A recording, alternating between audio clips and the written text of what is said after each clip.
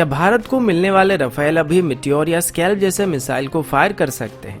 अंडमान के पास अभी United state navy की कैरियर स्ट्राइक ग्रुप क्या कर रही है? चाइना की तरफ से लाइन ऑफ एक्चुअल कंट्रोल से गलवान फेसअप में शामिल सभी जवान और उनकी पूरी की पूरी यूनिट को कहीं और शिफ्ट क्यों कर दिया गया है? पाकिस्तानी नेवी में अभी यारमू क्लास की पहली वेसल को शामिल किया गया है। इजराइल से ऑर्डर किए गए लगभग 16,480 लाइट मशीन गन को जल्दी से जल्दी डिलीवर करने के लिए कहा गया है और चाइना की तरफ से अभी इनर मंगोलिया में किसी सीक्रेट मिसाइल को टेस्ट किया गया है। नमस्कार दोस्तों, मेरा नाम है अंशुमन नायक और आप सभी का बहुत बहुत स्वागत है इंडियन डिफेंस न्यूज के डिफेंस टॉक सीरीज में। तो चलिए देर ना करते हुए आज की वीडियो शुरू करते हैं। आज की पहली अपडेट राफेल जेट्स को लेके है। हिंदुस्तान टाइम्स की रिपोर्ट के मुताबिक इंडियन एयरफोर्स की तरफ से अभी राफेल जेट को लद्दाख में डिप्लॉय किया जा सकता है। इसके बारे में कल इंडियन एयरफोर्स की टॉप कमांडर लेवल में एक मीटिंग बुलाई गई थी, जहां पर चाइना को काउंटर करने के लिए इंडियन एयरफोर्स की फ्यूचर डिप्लॉयमेंट और स्ट्रेटेजी के बारे में चर्चा किया गया था। भारत की तरफ से अभी फ्रांस को एडिशनल राफेल देने के लिए कहा गया था और 27 जुलाई तक फ्रांस की तरफ से हमको 5 से 6 राफेल जेट डिलीवर किया जाएगा। इनके साथ इन जेट की कंप्लीट सपोर्ट सिस्टम यानी कि वेपन्स और ग्राउंड क्रू मेंबर भी हमको मिलने वाले हैं। पिछले महीने एक अपडेट आया था जहां पर यह बताया गया था कि इंडियन एयरफोर्स में अभी 10 ही ऐसे पायलट हैं जो कि राफेल को उड़ा सकते हैं, जबकि अभी अपडेट के मुताबिक इंडियन एयरफोर्स में अभी 24 ऐसे पायलट मौजूद है जो कि राफेल को उड़ा सकते हैं। तो कुल मिलाकर हमारे पास 2 डजन के आसपास ट्रेंड पायलट हो चुके हैं। संडे को हुई मीटिंग के दौरान ये फैसला किया गया था कि राफेल जेट की डिलीवरी होने के बाद इनको कम से कम वक्त के अंदर ही इंडियन एयरफोर्स में शामिल कर दिया जाएगा। और ये जो राफेल आने वाले इनमें cold start engine capability add होकर आने वाली है, जो कि हाई एल्टीट्यूड में ऑपरेट करने के लिए इनको मदद करने वाली है। और ये इंडिया स्पेसिफिक एनहांसमेंट का एक हिस्सा भी था और आगे जो राफेल मिलने वाले उनमें भी ये सिस्टम ऐड करके दिया जाएगा। लेकिन कंफ्यूज करने वाली बात यह है कि TNN में अभी इसको लेके एक और आर्टिकल आई है, जिसके मुताबिक भारत को अभी जो राफेल मिलने वाले हैं वो स्कैल्प और मीटियोर जैसे मिसाइल को फायर नहीं कर सकते हैं और इसके लिए भारत को 2022 तक वेट करना पड़ेगा, जब सभी राफेल में 13 इंडिया स्पेसिफिक एनहांसमेंट किए जाएंगे और सॉफ्टवेयर सर्टिफिकेशन दिया जाएगा। इसमें radar improvement, Israeli helmet mounted display और कोल्ड स्टार्ट इंजन सिस्टम भी शामिल है। तो यहाँ पर हिंदुस्तान टाइम्स की रिपोर्ट और TNN की रिपोर्ट आपस में मेल नहीं खा रहे हैं, लेकिन मुझे नहीं लगता कि TNN की रिपोर्ट यहाँ पर सही है, क्योंकि भारत की तरफ से मीटियोर मिसाइल को इमरजेंसी के तौर पर फ्रांस को देने के लिए कहा गया था, जिसमें फ्रांस की तरफ से अपने रिजर्व से मीटियोर मिसाइल भारत को सप्लाई किए गए हैं और बाकी इंडियन एयरफोर्स अभी राफेल मिलते ही उनको लद्दाख में डिप्लॉय करने की बात कर रही है, जिसका मतलब ये है कि राफेल में पहले से ही cold start engine capability add हो चुकी है। तो उसी हिसाब से देखें तो TNN का रिपोर्ट यहाँ पर एक्यूरेट नहीं लग रहा है। बाकी आगे बढ़े तो इनिशियल शेड्यूल के मुताबिक राफेल की पहली स्क्वाड्रन हमें 2021 की फरवरी तक और दूसरी स्क्वाड्रन 2022 के अप्रैल से मई के बीच मिलने वाली थी, लेकिन अभी ऐसा लग रहा है कि इनको काफी जल्दी ही डिलीवर कर दिया जाएगा। इंडियन एयरफोर्स की तरफ से अभी लद्दाख में डे एंड नाइट पेट्रोल किया जा रहा है, जिसमें सुखोई, MiG-29 जैसे फाइटर एयरक्राफ्ट, चिनॉक और अपाची जैसे हेलीकॉप्टर शामिल है और राफेल के आने के बाद इनको भी वहां पर डिप्लॉय किया जाएगा। लेकिन यहाँ पर एक सवाल ये भी है कि हमारे पास अभी लिमिटेड नंबर में राफेल मौजूद है, तो इनको एकदम से फॉरवर्ड एयरवेज में डिप्लॉय करना काफी रिस्की भी है, क्योंकि अगर चाइना की तरफ से पहले हमारे फॉरवर्ड एयरवेज के ऊपर हमला किया जाता है तो हमें काफी नुकसान हो सकता है। बदले में राफेल को थोड़े अंदर वाले एयरवेज से ऑपरेट करना ज्यादा सेफ रहेगा। वैसे ही इनके पास मीटियोर मिसाइल मौजूद है, जिसका नो एस्केप जोन वर्तमान की किसी भी VVR मिसाइल से 3 गुना ज्यादा है और स्कैल्प जैसे मिसाइल भी मौजूद है, जिनको 600 किलोमीटर की दूरी से फायर किया जा सकता है। तो इनको फायर करने के लिए राफेल को बॉर्डर के करीब जाने की भी जरूरत नहीं पड़ेगी, यानी कि चाइनीज रडार की रेंज से काफी दूर रहकर भी हम राफेल से उनको मार गिरा सकते हैं और ऐसे में राफेल किसी भी चाइनीज सरप्राइज अटैक से सुरक्षित रह सकता है। साथ ही राफेल का रेंज भी अच्छा खासा है, जिस वजह से अगर हम इसको अंबाला एयरवेज से भी ऑपरेट करते हैं तो ये लद्दाख के ऊपर कैप मिशन को भी कर सकता है। अब आगे बढ़ने से पहले कल की तरह वीडियो को लाइक करना मत भूलिएगा और जो लोग पहली बार हमारे चैनल पे आए हैं या सब्सक्राइब नहीं किए तो चैनल को सब्सक्राइब करना भी मत भूलिएगा। अगला अपडेट ड्रोन्स को लेके है। आज की दौर में मॉडर्न वॉरफेयर की बात करें तो ऐसे में ड्रोन्स काफी मायने रखते हैं। रिसेंटली पिछले हफ्ते ही भारत की तरफ से इजराइल से एडिशनल हेरॉन ड्रोन को खरीदने का फैसला किया गया था। साथ ही प्रेडेटर ड्रोन हमारी शॉपिंग कार्ट में पड़ा हुआ है। इसी दौरान चाइना की तरफ से भी लाइन ऑफ एक्चुअल कंट्रोल में ड्रोन्स को डिप्लॉय किया गया है और वैसे भी भारत और चाइना के बीच जो बॉर्डर है, या फिर यूं कहे कि इंडो तिब्बतियन बॉर्डर में हर जगह फिजिकली पेट्रोल नहीं किया जा सकता है, जो कि ड्रोन्स की मदद से काफी इजीली किया जा सकता है। हमारी जो अभी की ड्रोन फ्लीट है उनमें हेरॉन और सर्चर जैसे ड्रोन है जो कि रिकॉनेंस के लिए या फिर स्ट्राइक के लिए इस्तेमाल किया जाता है, और साथ ही हेरॉप जैसे ड्रोन भी मौजूद है जिनको एंटी रेडिएशन मिशन में या फिर सुसाइड अटैक करने के लिए इस्तेमाल किया जाता है।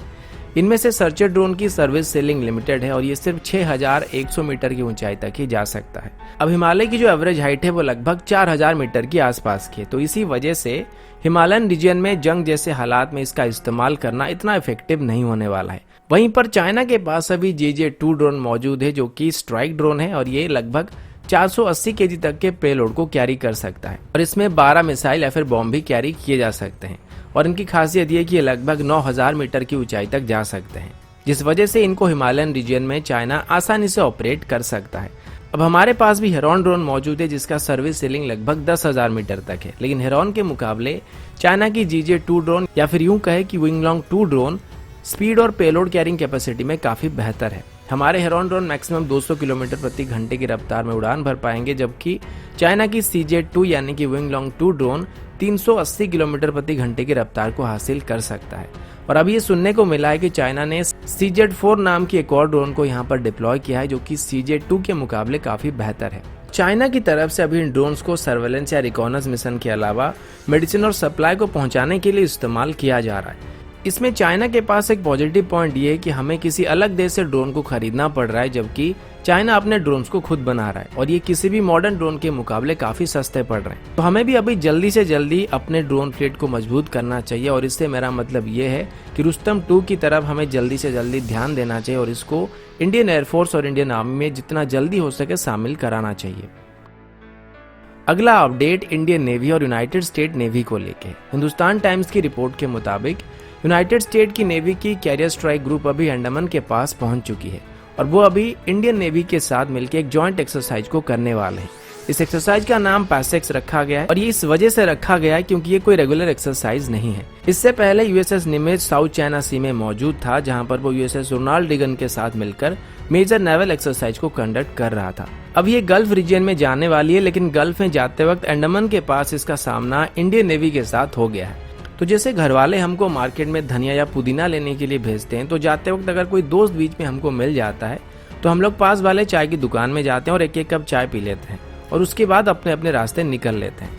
तो ये वाला एक्सरसाइज बिल्कुल वैसा ही एक्सरसाइज है जो कि बिल्कुल भी पहले से प्री प्लान नहीं किया गया था, और इसमें अभी यूनाइटेड स्टेट नेवी और इंडियन नेवी के बीच कुछ बेसिक नेवल ड्रिल कंडक्ट किए जाएंगे जो कि पहले से तय नहीं किया गया था। लेकिन चाइना के साथ चल रहे तनाव के बीच पहले जापान के साथ, फिर अकेले और अभी यूनाइटेड स्टेट नेवी के साथ जॉइंट एक्सरसाइज को करके चाइना को इंडियन नेवी की तरफ से एक इनडायरेक्ट मैसेज जरूर दिया जा रहा है।